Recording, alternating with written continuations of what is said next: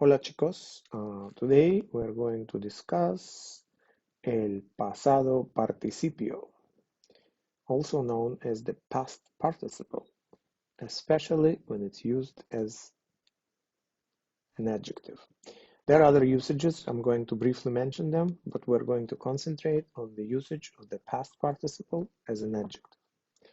Okay, and we're going to see the story of a crocodile,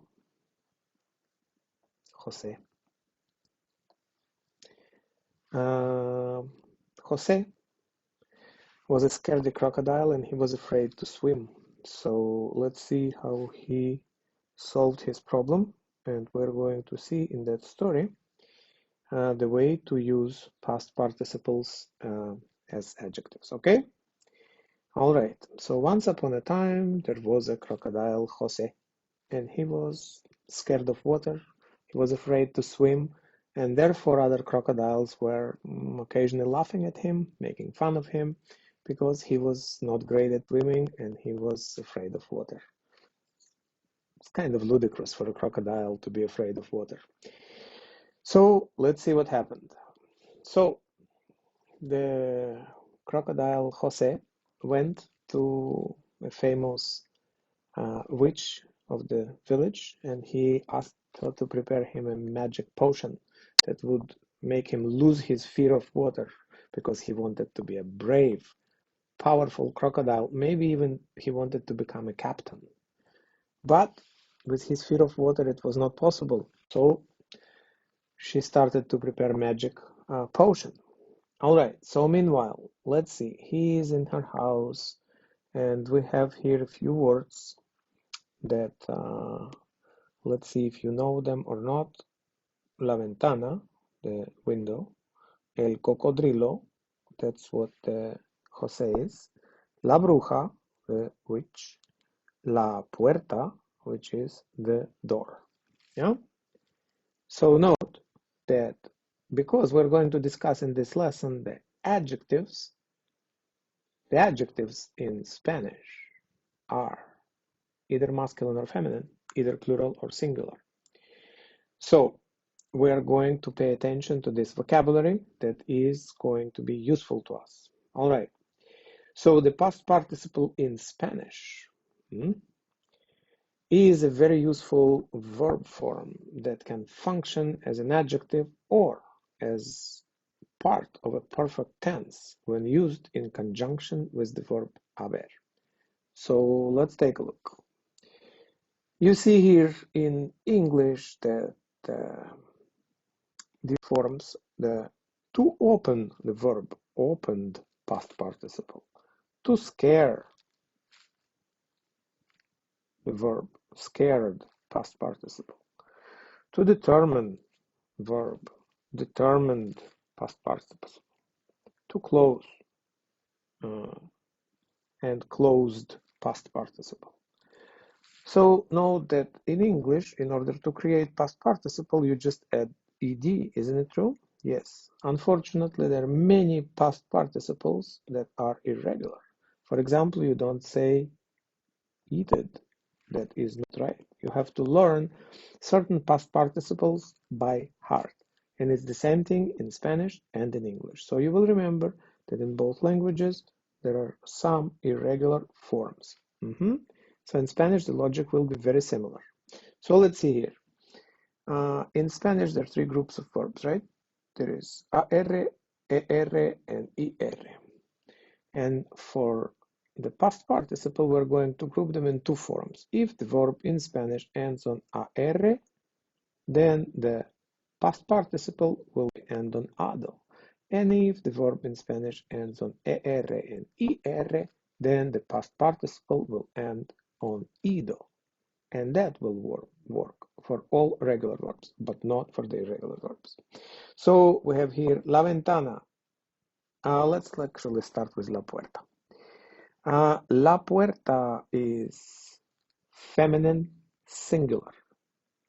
La puerta. La tells you that it is a feminine noun in Spanish. Cerrar is the verb. So the normal past participle ending will be ado, right? So it would be cerrado, but you need to adjust it for the feminine form, so it is the cerrada. So the past participle is cerrada, which means closed. Yeah? It's the same word that can be used as part of a verb or as an adjective. We're using it here as an adjective. La puerta está cerrada means the door is closed, because they closed the door before preparing the magic potion. All right, the witch is determined to help the crocodile. So determinar is the verb. Determinada, it is the past participle. Why is it a? Why is it not o? Well, because she is bruja and it is feminine, and that's why you change the determinado, which would be normal ending, to determinada, which is the feminine singular ending. Yeah? El cocodrilo está asustado. Asustar, to scare. Asustado is the normal form of the AR verb. Why don't you need to say ada? Because el cocodrilo is masculine. So it's a masculine singular and asustado is correct. El cocodrilo está asustado. The crocodile is scared.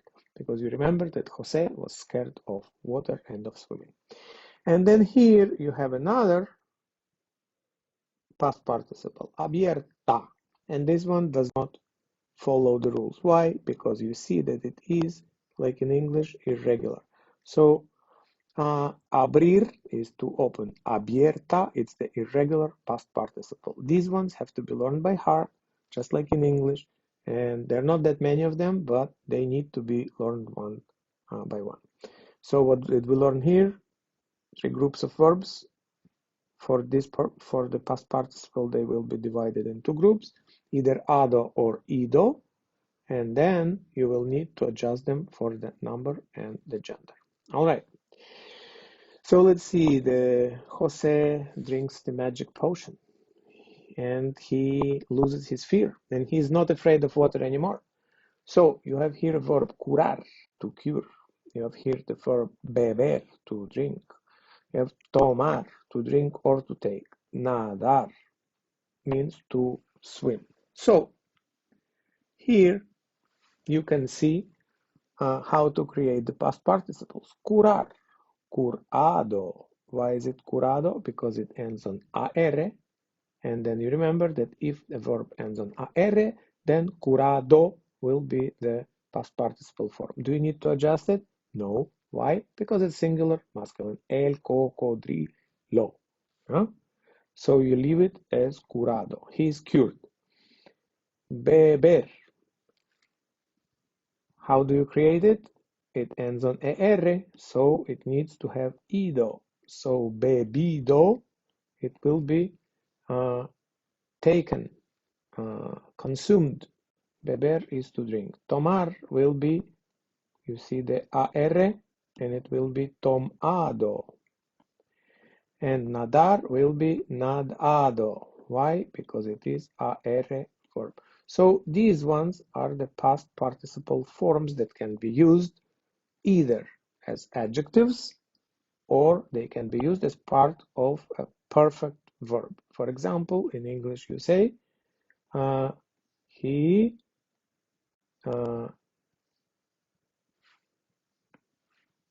has taken it. So you could say in Spanish, él ha bebido,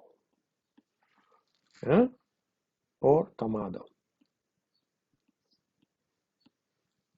Él ha bebido or tomado, and then it means that he has taken it. So let's see how it works. In English, you use for that, for creating perfect tenses, you use the verb to have. But in Spanish, you use the verb haber, this one. And that's how you create it. You have the conjugations here. He, has, ha, hemos, habéis, and han. Remember that habéis is used only in Spain. So, how do you do it? You adjust it to the person. So here you have that Jose lost his fear, got a captain's hat, is becoming a captain, and is going to be a brave Captain Crocodile.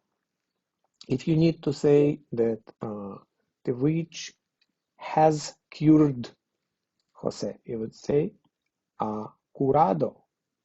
Why? Because she has cured him. He drank his potion. Él ha bebido. Why is it ha? Because both of them are third person singular here, right? Él ha tomado. He has drank his potion. And after that, he swam. Ha nadado.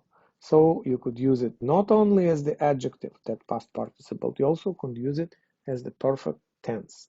Okay?